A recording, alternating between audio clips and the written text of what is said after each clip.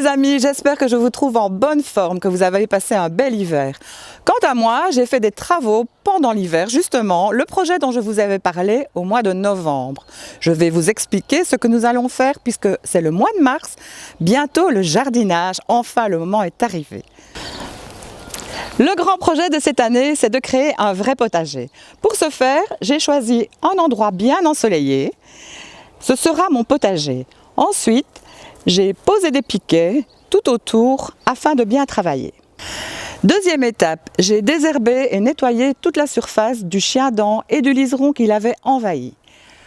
Ensuite, j'ai déplanté les framboisiers, les cassis et toutes les plantes d'ornement qui l'encombraient. Alors, les framboisiers, je les ai déménagés. Je vais vous montrer où je les ai installés.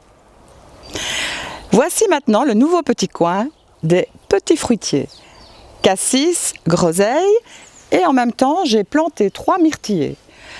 Alors, la surface, je l'ai recouverte de carton et j'ai distribué dessus des feuilles mortes, comme sur tout le potager d'ailleurs. Étape suivante, j'ai délimité les carrés, donc ils feront chacun 1,20 m de côté.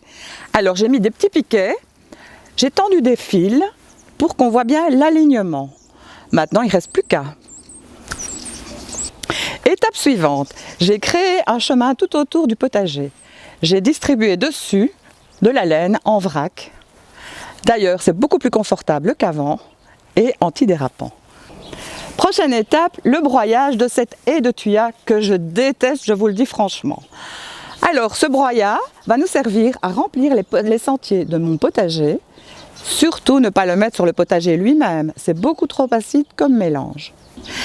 Il ne me reste plus qu'à faire la liste des légumes que je souhaite cultiver dans mon potager. Ensuite, je commanderai les graines en vue des futures plantations, mais ça, je vous en parlerai le mois prochain. Je vous souhaite une excellente semaine. À la semaine prochaine. Soir Mag, curieux de tout.